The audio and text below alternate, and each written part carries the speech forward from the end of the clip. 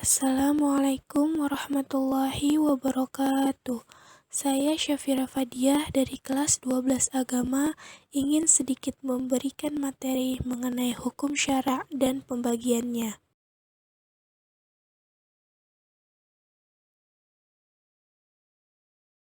Pengertian hukum syara'.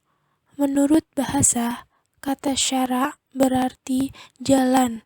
Maksudnya adalah jalan yang dilalui manusia menuju Allah Subhanahu wa Ta'ala dengan cara beribadah kepadanya.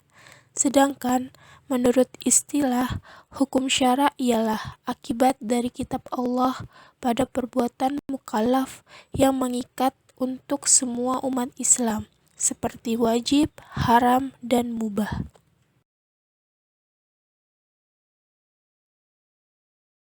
Pembagian hukum syara'.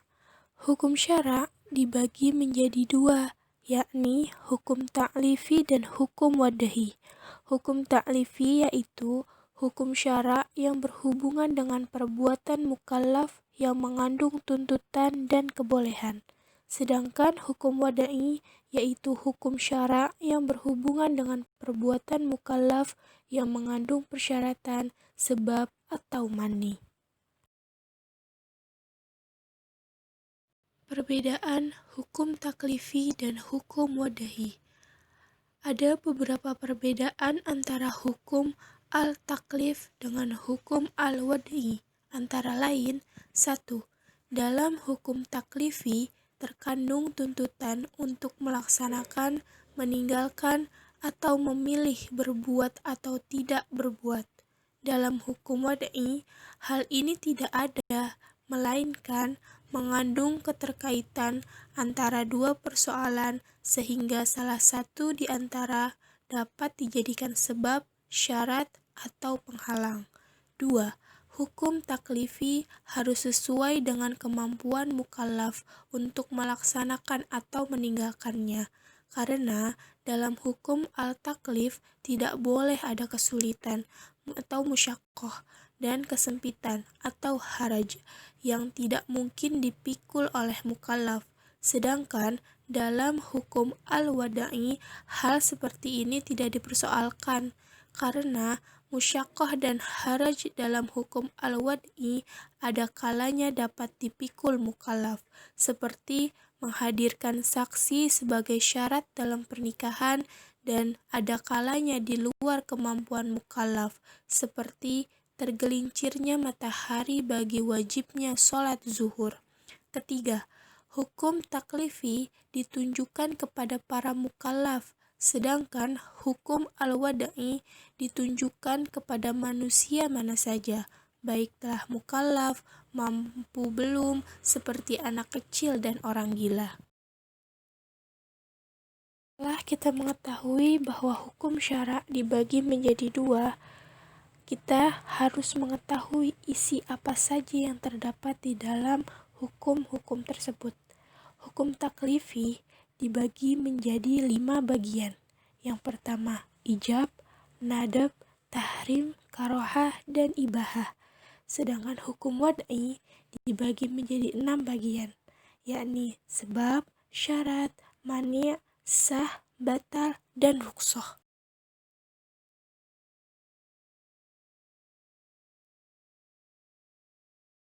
Sekarang kita memahami isi dari hukum taklifi. Pertama, wajib.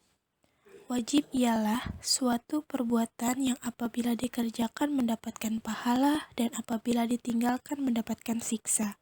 Contohnya, melaksanakan sholat, membayar zakat, berpuasa di bulan Ramadan, dan pergi haji jika mampu.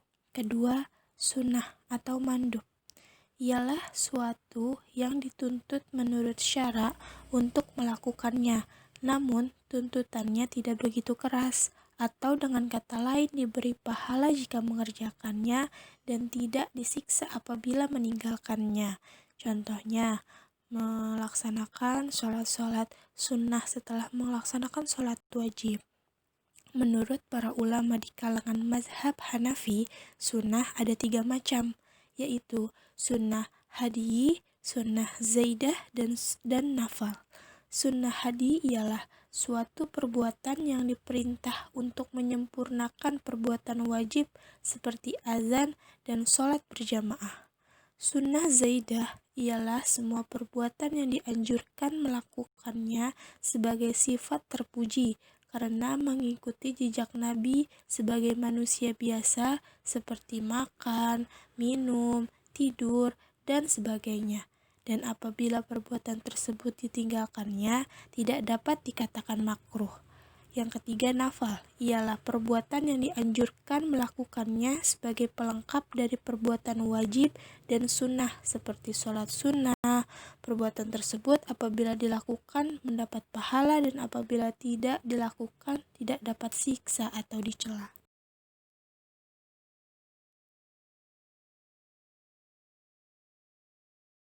Sedangkan menurut para ulama mazhab Syafi'i, mandub atau sunnah dibagi menjadi dua macam, yaitu sunnah muakkad dan sunnah ghairu muakkad. Sunnah muakkad ialah perbuatan yang dituntut pembuatannya namun tidak dikenakan siksa bagi yang meninggalkannya tetapi dicela, seperti azan, sholat berjamaah, sholat hari raya, berkurban, dan akikah. Karena perbuatan tersebut selalu dilakukan oleh Rasulullah. Itu bukan wajib, namun digemari oleh Rasulullah. Sunnah ghairu muakkad ialah segala perbuatan yang dituntut melakukannya namun tidak dicela apabila meninggalkannya, tetapi Rasulullah sering meninggalkannya. Yang ketiga, haram. Haram ialah apa yang dituntut syara untuk tidak melakukannya dengan tuntutan keras atau dengan kata lain dilarang melakukannya dan kalau dilakukan akan mendapat siksa dan apabila ditinggalkan akan mendapatkan pahala. Para ulama mazhab Hanafi membagi haram menjadi dua macam yang dilihat dari segi kekuatan dalil yang menetapkan. Yang pertama, haram yang dituntut melalui dalil qat'i, yaitu dari Al-Quran, sunnah mutawatir, dan ijma'. Haram yang ditentukan sebagai kebalikan dari fardu. Yang kedua, haram yang ditetapkan melalui dalil zonni, seperti hadis ahad dan qiyas. Haram yang seperti ini sebagai kebalikan wajib atau juga dinamakan karahiyatul tahrim.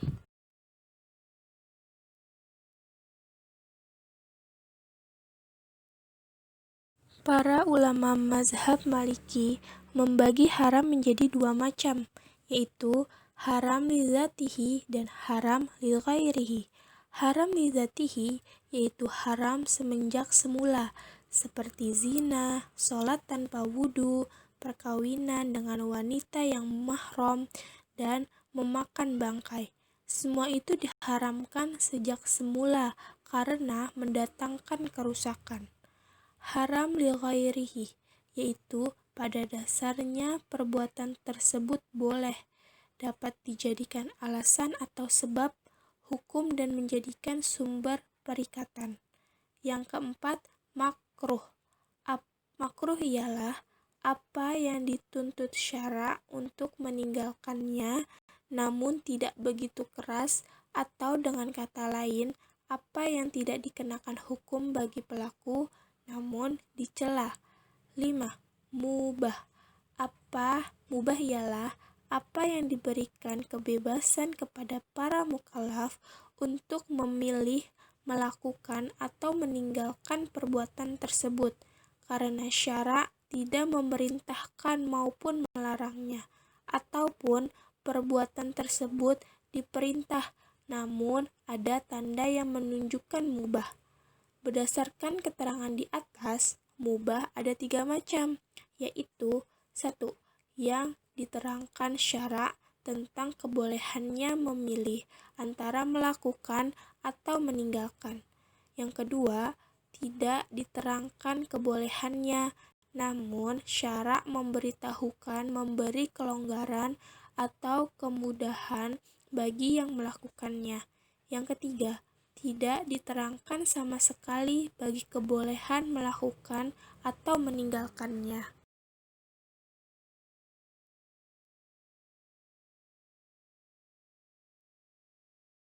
Selanjutnya kita bahas mengenai isi dari hukum wad'i yang meliputi 1. Sebab.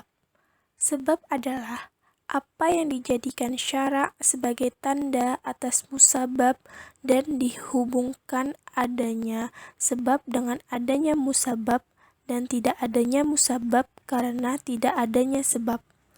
Kedua, syarat. Syarat ialah apa yang tergantung adanya hukum dan adanya hukum dengan adanya syarat, dan dengan tidak adanya syarat maka hukum tidak ada.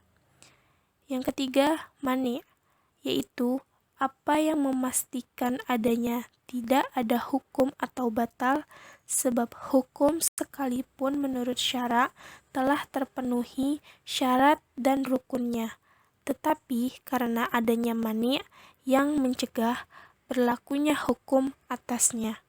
Yang keempat, rukhsah, ialah hukum pengecualian dari ketentuan hukum umum, sedangkan azimah adalah ketentuan hukum umum yang ditetapkan sejak semula.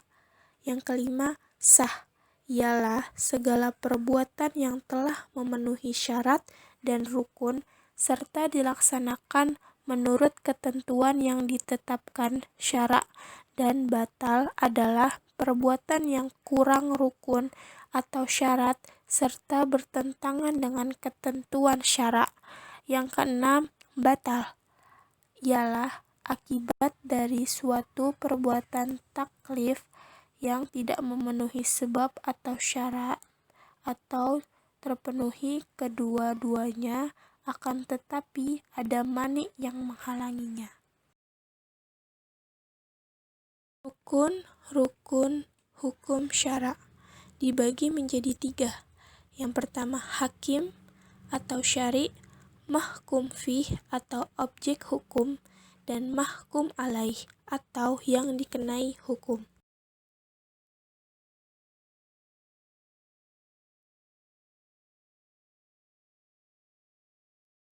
Hakim atau syari'. Istilah hakim secara bahasa berarti orang yang memutuskan atau menetapkan hukum. Dalam kajian usul fikih, istilah hakim diartikan sebagai pihak yang menentukan dan membuat hukum syariat secara hakiki, yaitu Allah Subhanahu wa Ta'ala.